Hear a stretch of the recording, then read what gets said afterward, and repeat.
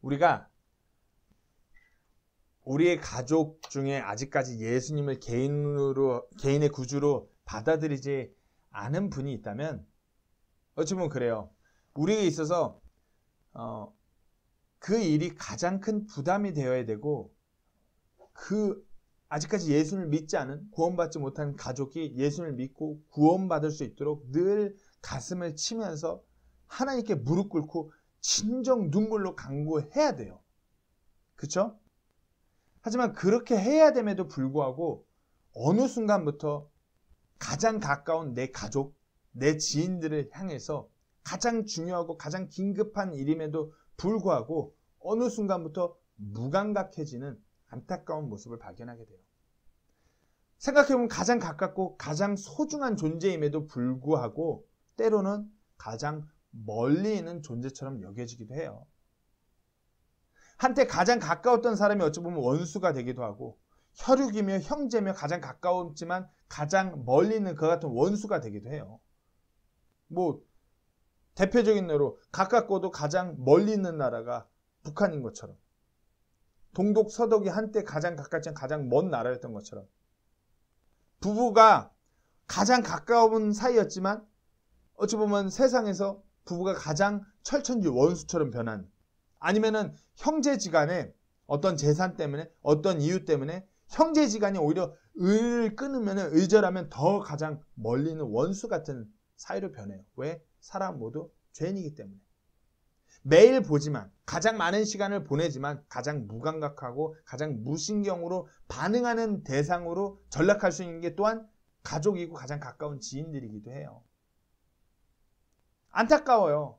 예수를 믿지 않는 가족들을 바라보면, 예수님 믿지 않는 내 가장 가까운 지인들을 보고 있느라면 안타까워요. 바라보면서 예수님을 받아들여야 되는데, 구원 받아야 되는데. 하지만 어느 순간 시간이 지나면 우리도 모르는 사이에 이것이 어떤 좋은 바램으로 넘어가요.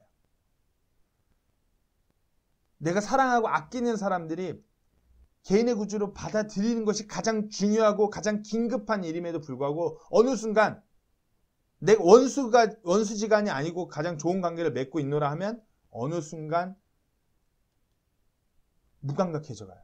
그냥 내 안에 한편으로 그냥 좋은 바램. 그래도 저 사람들 거기에 어떤 교회랑 됐으니까 거기 목사님이 알아서 하시겠지. 한번 생각해 보세요.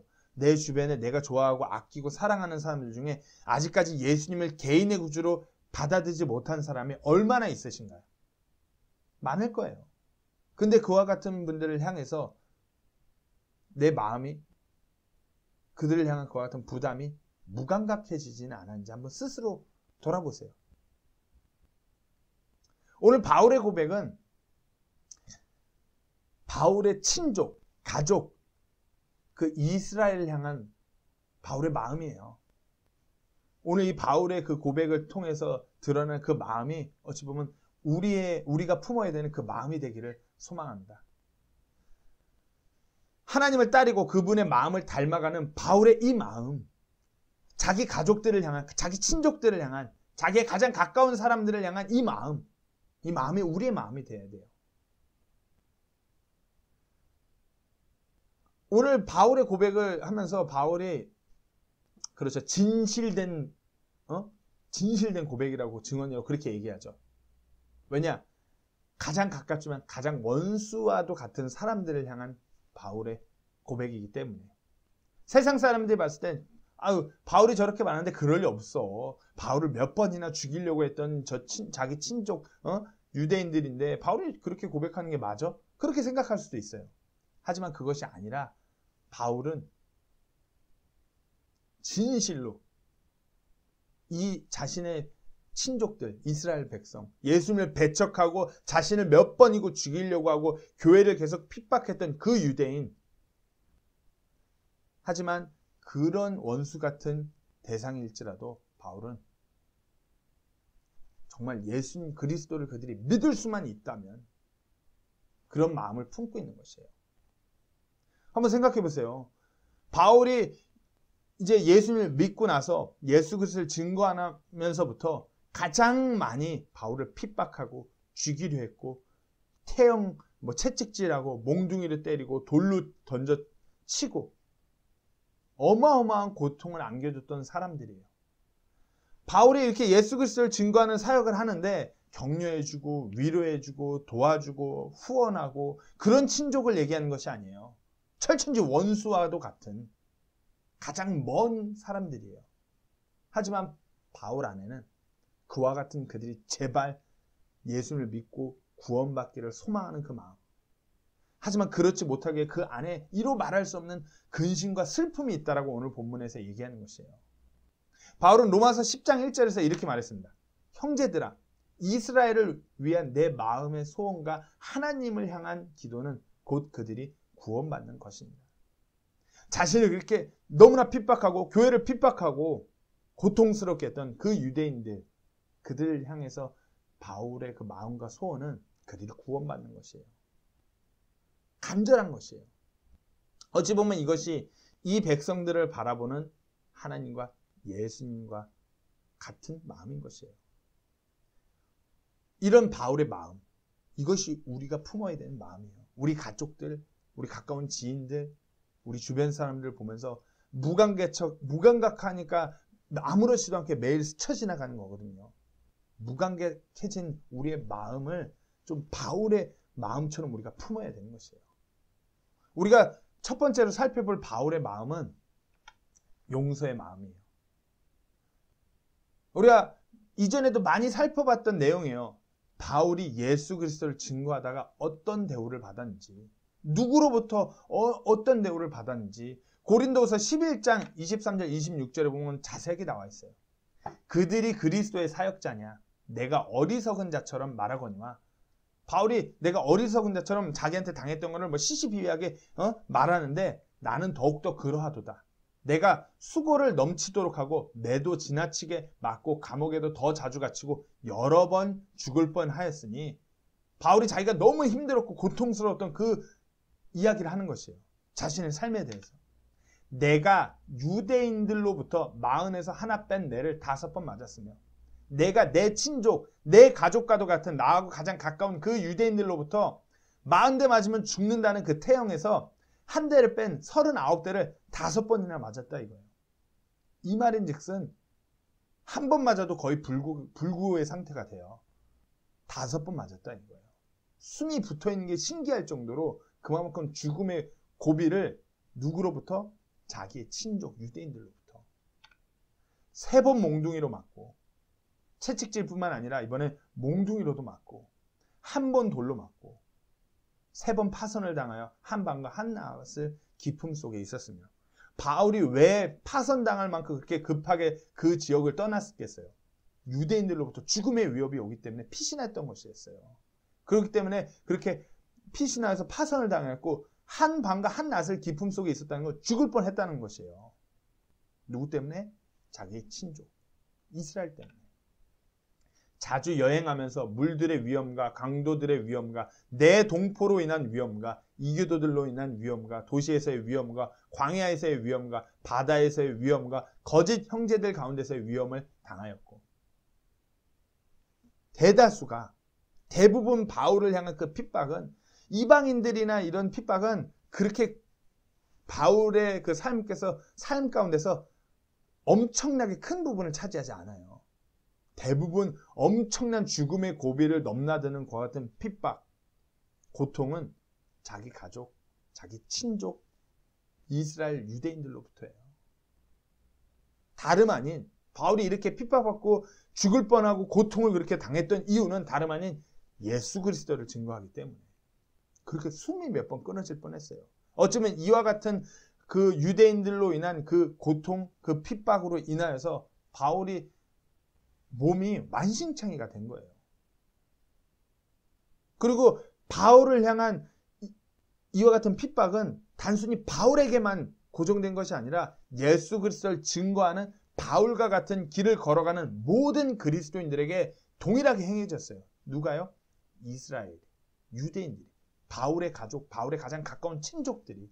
데살로니가전서 2장 14절에서 16절 말씀을 보면, 형제들아, 너희는 그리스도 예수님 안에서 유대에 있는 하나님의 교회들을 따르는 자들이 되었나니 그들이 유대인들로부터 고난을 받은 것 같이 너희도 지방 사람들로부터 비슷한 고난을 받았느니라.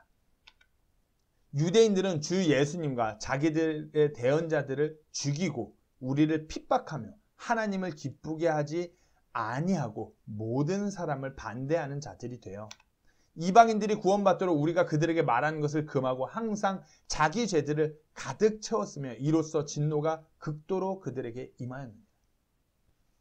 이 유대인들이에요.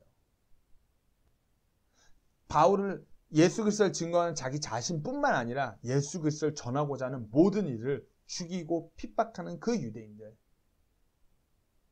하지만 바울이 어떤 마음을 품었어요? 그런 그들임에도 불구하고 용서의 마음을 품었어요. 그런 그들임에도 불구하고 용서하고 그들이 예수님을 받아들이기를 간절히 소망했어요. 하지만 그러지 못하고 아직까지 영적인 눈이 어두워져서 아직까지 예수님을 온전히 바라보지 못하고 사망을 향하여 걸어가고 있는 그들을 보면서 가슴 아파하며 슬퍼하는 바울이에요. 혹시 어떤 가까운 사람들 아니면 가족들, 지인들 중에 사소한 문제를 빌미로 연락 끊어진 상태로 연락도 안 하고 그냥 그저 살아있으면 된 거지. 이와 같은 상태로 이렇게 지내고 있는 지인들이 여럿 있지 않으신가요? 그들이 구원을 받았던지 말던지 나랑 상관없는 문제인 마냥 그렇게 넘어가고 있진 않나요? 우리는 예수님께 궁극적인 그 용서를 받았음에도 불구하고 내 가족, 내가 사랑하는 이들, 내가 아끼는 이들, 내 지인, 그들이 사망 가운데 아직 거하고 있는데 어떤 내 마음 한편에 그들이 주는 그 쓴뿌리 때문에 그들을 용서하지 못하고 온전히 내가 다가가서 예수 그리스도를 전하지 않는 그 안타까운 모습이 현재 우리의 모습은 아닌가요? 한번 생각해 보세요. 무감각하게 그렇게 대하고 있는 것은 아닌지. 우리가 용서해야 돼요. 용서해야 다가가서 전할 수 있는 것이에요.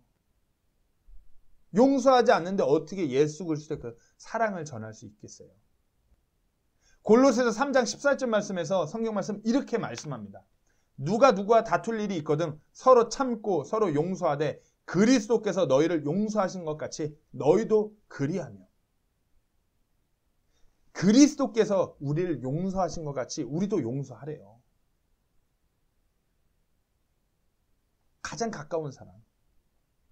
그렇죠. 가장 가까운 사람, 스쳐 지나가는 사람 용서하고 말고 할 일도 없어요. 가장 가까웠기 때문에 용서해야 되는 거예요. 가장 가까운 사람.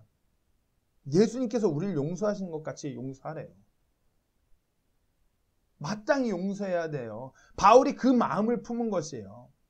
자기한테. 예수 그리스도를 증거하는 그 사역자인 자기한테 그렇게 핍박하고 죽이고자 했고 그 교회들을 그리했던 그 대상임에도 불구하고 바울은 예수님께서 자신을 용서하신 그 용서, 그 마음을 품은 것이에요. 에베소서 4장 31절 32절 말씀에서는 너희는 모든 쓴 것과 진노와 분노와 소리 지르는 것과 비방하는 것을 모든 악의와 함께 버리고 서로 친절히 대하며 상냥한 마음을 품고 서로 용서하기를 하나님께서 그리스도로 인하여 너희를 용서하신 것 같이 하라. 이게 하나님께서 우리에게 말씀한 우리가 품어야 되는 그 용서의 마음이에요. 예수님께서 우리에게 그러하신 것처럼 하나님께서 우리를 용서하신 것처럼 우리도 다른 이들을 품어야 돼요. 하지만 이 용서는 어찌 보면 가장 가까운 사람들한테 더욱더 품어야 되는 것이에요. 멀리 있는 사람, 나랑 이렇게 어떤 관계가 얽혀있지 않는 사람이 나한테 아무 해한 것도 없는데 그들을 용서하고 말고가 어디 있어요. 하지만 매일 마주치면서 내게 가장 가깝고 내 지인 그런 사람일수록 내게 가장 많은 쓴뿌리를 준 사람이에요. 왜? 죄인들이기 때문에 마주치면 마주칠수록 서로에게 쓴뿌리를 주는 게 마땅히 당연한 거예요. 그렇기 때문에 우리가 용서하지 않는다면 우리 안에 예수 그리스도를 증거하는 그와 같은 놀라운 위대한 일이 생길 수 없는 것이에요. 용서하지 않는데 그냥 혀를 치치칫 하면서 저렇게 살면 안 되는데 아니면 그냥 무감각해져갖고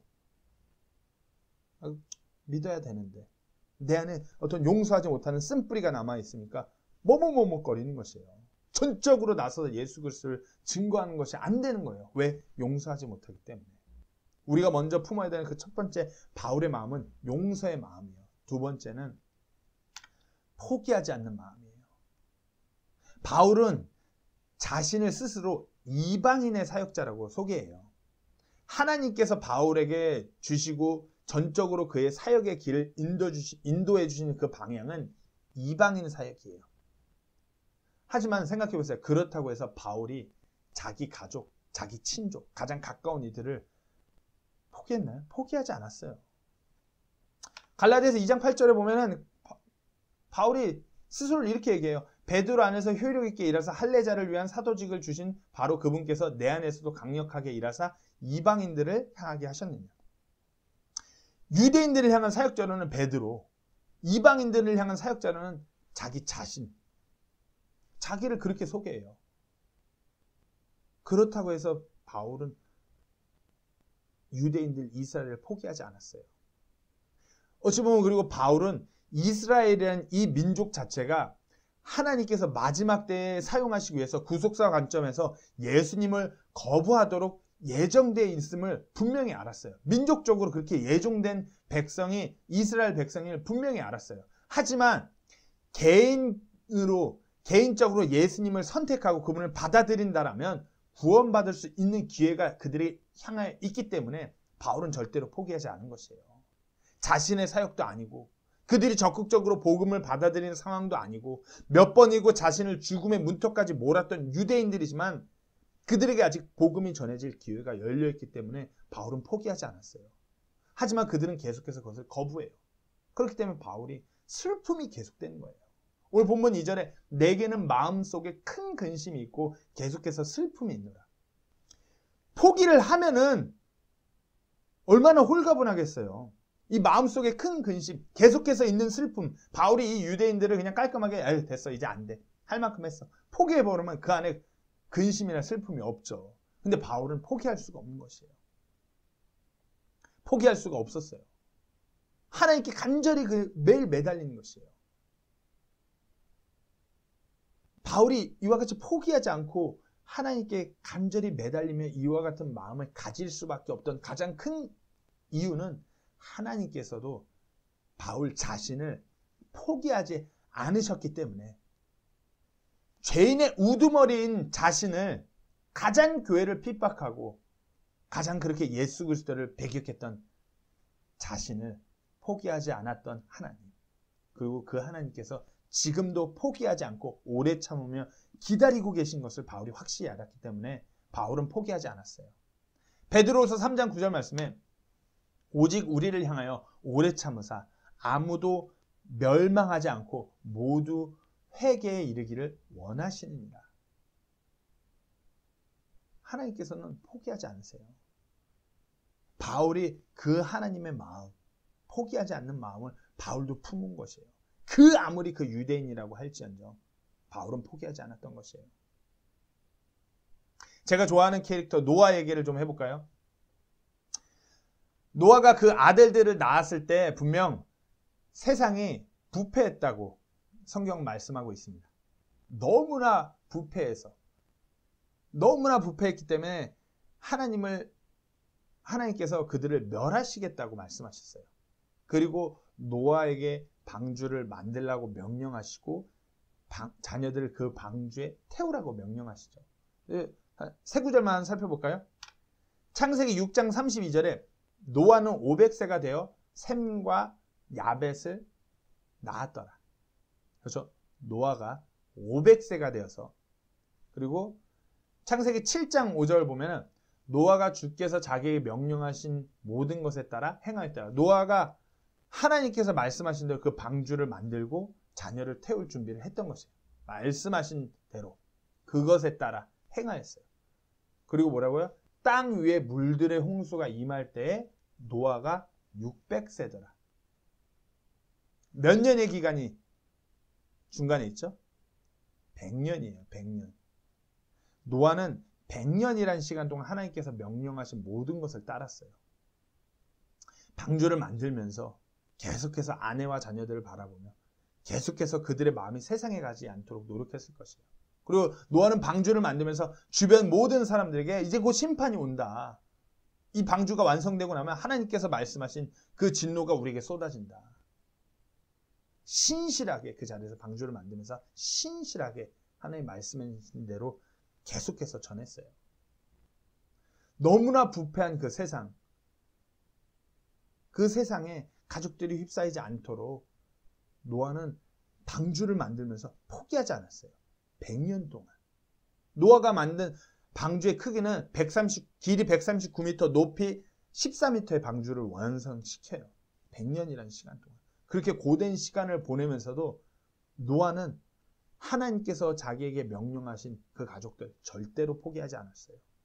남편으로서, 아버지로서 늘 자신 맡긴 책무를 신실히 임하면서도 포기하지 않았어요.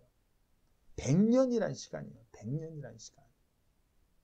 한번 생각해 보세요.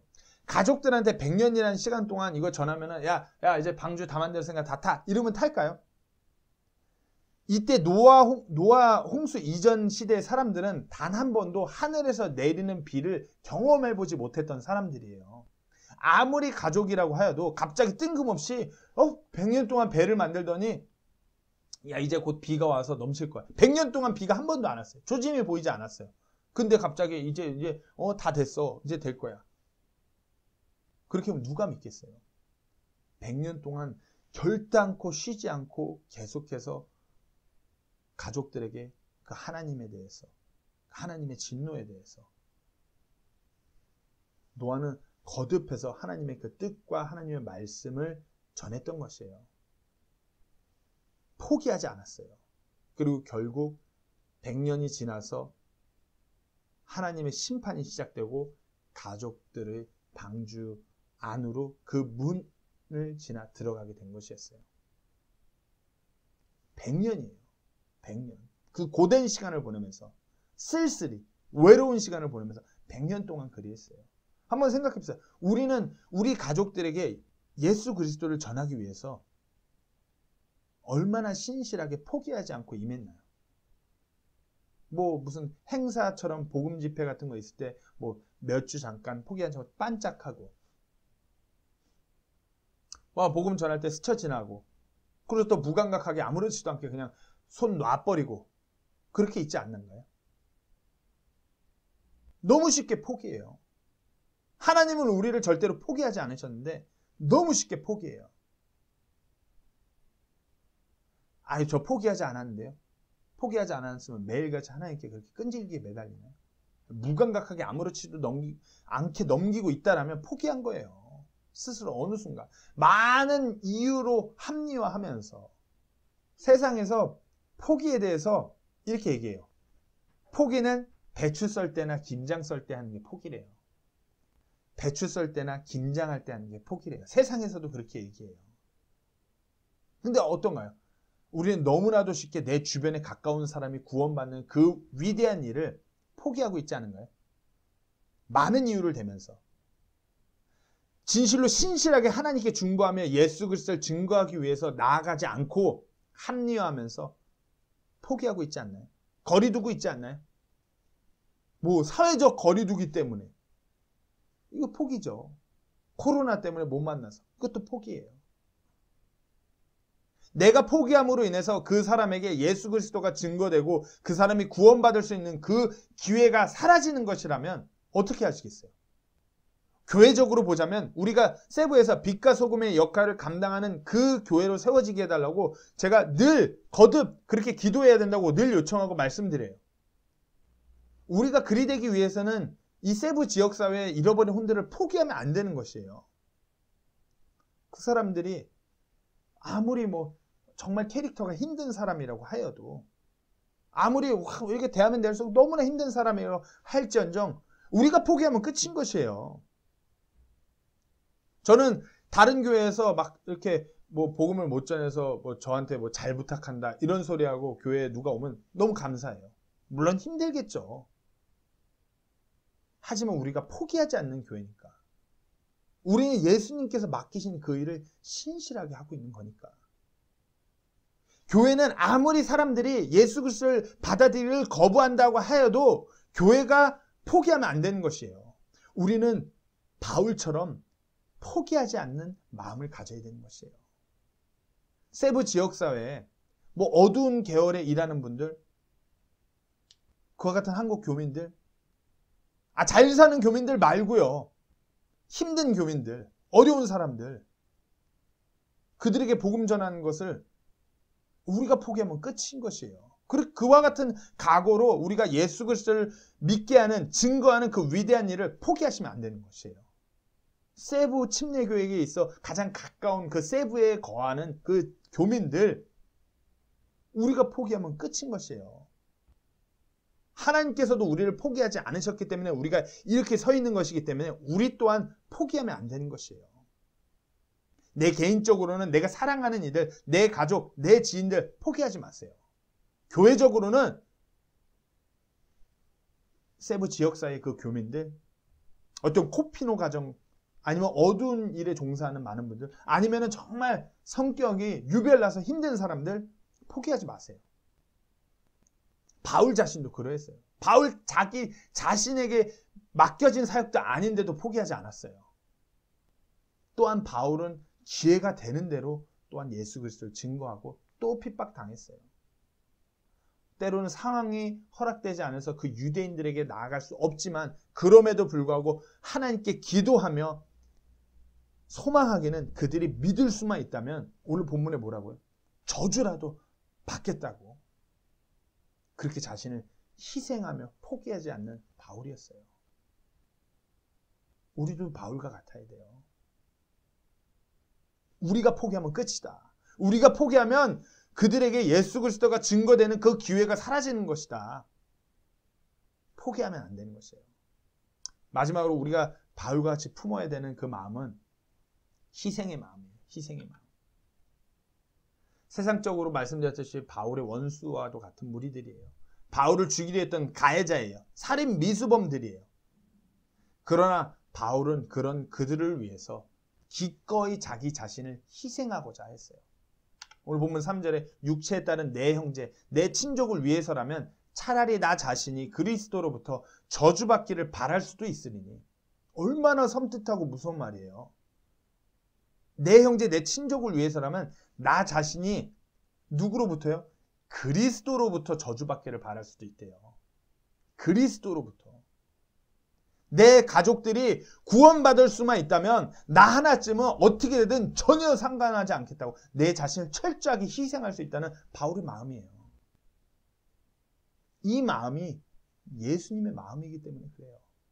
빌립보서 2장 6절에서 8절 말씀에 이렇게 말씀하십니다. 그분은 하나님의 형체로 계심으로 하나님과 동등함을 강탈로 여기지 아니하였으나 스스로 무명한 자가 되사 자기 위에 종의 형체를 취하시고 사람의 모습이 되셨으며 사람의 모양으로 나타나사 자기를 낮추시고 죽기까지 순종하셨으니 곧 십자가의 죽음이라. 예수님께서 우리를 위해서 자신을 희생하신 것이에요. 가장 높은 곳에 계신 예수 그리스도가 가장 낮은 곳에 가장 추한 이 육신의 형태를 취하시고 오셔서 우리의 죄값을 대신하시기 위해서 십자가에 달리셨어요. 바울이 왜 그렇게 희생하는 마음을 품었냐고? 예수님께서 그러하셨기 때문에. 베드로전서 2장 24절에서는 이렇게 말씀합니다. 신이 나무에 달려 자신의 몸으로 우리의 죄들을 지셨으니 이것은 죄들에 대하여 죽은 우리가 살아서 의에 이르게 하려 하심이라. 그분께서 채찍에 맞음으로 너희가 고침을 받았나니. 우리를 살리시기 위해서 친히 나무에 달리시고 친히 우리를 고치기 위해 채찍에 맞으셨던 그 예수님. 예수님께서는 우리를 죄의 속박으로부터 자유케 하시고자 이와 같이 자신을 희생하셨어요. 그 예수님을 바라보고 따르는 바울이었기 때문에 그와 같은 희생의 마음을 품었던 것이에요. 내 가족들이 구원받을 수만 있다면 그리스도로부터 저주받기를 바란다. 그런데 우리는 어떠한가요? 구약의 한 사람 더 살펴보겠습니다. 성경에 이와 같은 하나님의 마음을 닮은 그 사람이 구약에 나오죠. 자신이 사랑하는 자신의 백성을 결코 포기하지 않았던 인물이 있어요. 가장 높은 곳에, 좋은 곳에 있다가 자신의 백성을 위해서 내려왔던 그 사람. 모세예요, 바로. 그러고서 그렇게 나와서 이집트에서 출애굽, 이집트에서 나와갖고 광야에 이렇게 힘들게 고되게 모세가 그 백성을 이끌고 하나님을 바라보며 나왔어요. 근데 모세가 잠시 하나님과 독대하느라 자리를 비운 사이에 이스라엘 백성들이 금송아지를 만들고 그 육신의 그 쾌락을 즐기는 우상숭배 행위를 하면서 배교했어요. 그리고 하나님께서 노하셨죠. 근데 모세가 어떻게 기도하느냐? 이와 같이 하나님을 배교하고 우상숭배, 육체의 쾌락을 따라 그렇게 했던 그 백성 용서해달라고 그 기도하는데 어떻게 기도하냐면 이들 용서해 주지 않을 거면 차라리 자기를 주의 생명책에서 자기를 지워달라고 그렇게 청하는 모세. 출애굽기 32장 31절 32절 말씀입니다. 모세가 주께로 돌아가 아뢰되 오 이 백성이 큰 죄를 짓고 자기들을 위해 금으로 신들을 만들었나이다. 그러나 이제 주께서 그들의 죄를 용서하시옵소서. 그리하지 아니하시려면 원하건대 주께서 기록하신 주의 책에서 나를 지워버리소서 하니. 모세는 확실히 알았던 거예요. 하나님께서 자기 자신을 포기하지 않을 거라는 거. 그러니까 어떻게 해요? 하나님 용서해 주지 않을 거면 저를 그 책에서 지워버리세요. 저를 저주하세요. 나는 그만큼 이 백성이 소중합니다. 용서해 주세요. 모세는 그 완악한 배은망덕한 그 백성, 당장 하나님의 진노가 부어져도 전혀 이상할 것이 없는 그 백성을 용서해달라고. 그렇지 못할 거면 자기 자신 그 책에서 지워달라고. 그렇게 백성을 위해서 자기 자신을 던져버리는 자였어요. 그 백성이 뭐라고? 늘 뻣뻣하게 목을 쳐들고서 하나님을 불신하고 모세를 대적하고 멸시했던 그들임에도 불구하고 자신의 친족, 내 가족, 내 백성 이스라엘 위해서 자신을 희생하고자 했던 모세였어요. 왜 가까운 사람한테만 이런 마음을 갖냐고, 불공평하냐고 물으실 수 있어요. 아까 말씀드렸다시피 곰곰이 생각해 보세요. 가깝지 않은 사람은 우리가 용서할 그 어떠한 일 자체도 생기지 않아요. 그들이 구원 받았는지 안 받았는지도 알 수가 없는데 포기를 할지 말지 어떻게 정하며 무엇을 어떻게 희생하고 자신을 드릴 그 생각을 하겠어요. 가장 가까운 사람일수록 가장 자기 자신에게 많은 상처와 많은 일들이 있었기 때문에 용서할 수밖에 없는 것이고, 그렇기 때문에 포기할지 말지 그와 같은 감정이 드는 것이고, 그렇기 때문에 그들을 향한 예수 그리스도를 그들에게 전하기 위해서 포기하지 않는다면 어떻게 해요? 희생하고자 하는 그와 같은 마음이 필요한 것이에요. 저는 우리가 이와 같은 마음을 품고서 우리 가까운 우리 가족, 내가 사랑하는 그 지인들을 향해서 예수 그리스도를 증거하기 위해서 그렇게 나아갈 때 분명히 하나님께서 일하실 것이라고 확신합니다. 우리 모두가 바울이 품었던 이 마음을 품어야 되는 것이에요. 제가 한 가지 이야기만 하고 설교를 마치려고 합니다. 며칠 전이죠. 예. 할아버지 할머니 납골당 그 이천 호구 공연에 다녀왔어요. 가서 디모데후서 1장 5절 말씀을 이렇게 아내랑 짧게나마 묵상을 하면서 그 말씀을 많이 좀 생각했었어요. 디모데후서 1장 5절 말씀이 이래요. 내가 내 속에 있는 꾸밈없는 믿음을 회상하노니 그것은 먼저 네 할머니 로이스와 네 어머니 유니게 속에 있었으며 네 속에도 있는 줄을 내가 확신하노라. 이게 오늘 설교를 준비하면서 그 주에 제가 호흡원도 다녀왔고 이렇기 때문에 이 디모데후서 1장 5절 말씀을 많이 묵상했어요. 어찌 보면 디모데의 할머니 로이스와 어머니 유니게가 어찌 보면 바울이 품었던 그 마음을 품었던 사람들이었어요. 디모데의 외할머니 격인 로이스는 생각해보세요. 디모데의 아버지가 이방인이에요. 이방인 사위를 어떻게 생각했을까요? 그리고 이방인 사위를 데리고 온 그 딸을 생각했을까요? 유대인 집안인데. 그럼 어떻게 됐을까요? 그러면 디모데의 어머니인 유니게는 이방인 남편을 두고서 뭐 젊을 때야 감정적으로 잘 지낼 수 있어요. 그리고 하루하루 지나면서 이방인 남편을 하루하루 어떤 마음으로 대했을까요? 그리고 그렇게 이방인 남편을 데리고 왔다고 막 하는 그 어머니, 그 아버지, 그 속이 어땠을까요? 무엇보다도 예수님을 믿지 않는 이 이방인 남편, 어찌했을까요? 바울의 그 마음으로 그리했던 것이에요. 아무리 이방인 사위라 하여도, 아무리 이방인 남편이라고 하여도 내 가장 가까운 이익에 용서하고 포기하지 않았으며 희생했어요. 때문에 디모데에게 바울은 이렇게 얘기하는 것이에요. 그 할머니, 그 어머니의 믿음이 네 속에 있다고. 너가 지금 에베소 지역에서 사역하는데 그 사람들을 바라보면서 너한테 모질게 대할지라도 용서하고, 그들이 아무리 그렇게 거친 바다 사람들이기 때문에 예수님을 거부하고 막 그럴지라도 포기하지 말고 네 자신을 희생해서 예수 그리스도를 증거하라고 바울이 권면하는 것이에요. 네 속에 있었던 그 할머니와 어머니의 그 믿음, 그 마음들 네 속에도 있다. 너 그리할 수 있다. 잘할 수 있다. 저 또한 호국연에서 저희 할머니를 기억하면서 무당 집안이자 철저한 불신 집안에 시집 와서 어려운 시간을 보내다가 예수님을 만났어요. 그리고 가장 가까운 우리 할머니의 그 가족들의 구원을 위해서 새벽마다 열심히 교회 가서 기도했던 할머니, 매일 술을 달고 사시던 저희 할아버지, 똑같이 매일 술을 달고 사시던 저희 아버지. 하지만 이렇게 가장 가깝고도 어려운 두 사람을 로이스와 유니게처럼 용서하고 포기하지 않고 그들을 섬기면서 예수 그리스도를 전하고자 자신의 삶을 희생하셨어요.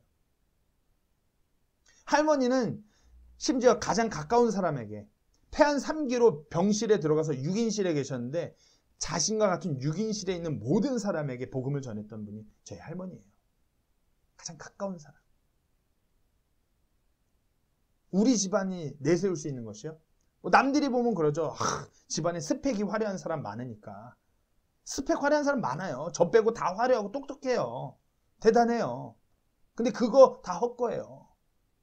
할머니께서 가지셨던 그 바울과 같은 마음으로 인해 집안 가족의 대부분이 예수님을 개인의 구주로 받아들였고 누군가는 주님의 종으로 헌신했어요. 부족하지만 저 또한 대대로 주님을 섬기고자 하는 가정으로 나아가고 있어요. 분명 할머니, 할아버지는 예수님 앞에 섰을 때 예수님께서 이것에 대해 놀라운 상급을 허락하시면서 칭찬하실 것이에요. 잘하노라고. 무엇보다 할머니에겐 더 큰 상급이 있을 줄로 믿어요. 무당이며 불신 집안이며 술에 쩔어있는 그와 같은 집안에서 예수님을 믿으시면서 새벽과 같이 눈물로 포기하지 않았어요. 가족들을. 그러니까 가족들이 다 변한 것이에요. 이것에 대해서 우리도 그와 같은 마음으로 그리할 때 우리도 예수님 앞에 섰을 때 예수님께서 놀라운 상급을 우리에게 허락하시며 우리에게 잘하였노라고. 가장 가깝고 가장 어려운 그 사람 너가 용서하고 포기하지 않고 네 자신을 희생함으로 그들에게 예수 그리스도를 증거하고자 했던 그 일에 대하여 하나님께서 분명히 보상하실 것이에요. 마지막으로 다시 한번 묻겠습니다. 내게 가장 가까운 사람이 아직 예수님을 믿지 않고 있나요? 아직 구원받지 못해 사망 가운데 그 죄의 노예로 매여 있지 않나요? 그렇다면은 여러분 삶 속에 그 사람이 어떤 해를, 어떤 쓴뿌리를 가져왔다고 하여도 예수님과 같이 용서하시고 그들이 예수님을 믿는 그 위대한 일, 그것을 포기하시면 안 돼요. 그리고 우리 삶을 드리고 헌신하고 희생하여서 그 위대한 일을 하고자 예수 그리스도를 증거하고자 하는 그 마음을 꼭 품으셔야 합니다. 그럴 때 가장 가까운 내가 사랑하는 그 사람이 구원받고 함께 예수님 안에 거하는 그 놀라운 복된 일, 그것이 일어날 것입니다. 우리가 함께 그리하는 우리 세부 침례교회 되기를 간절히 소망합니다. 기도하겠습니다.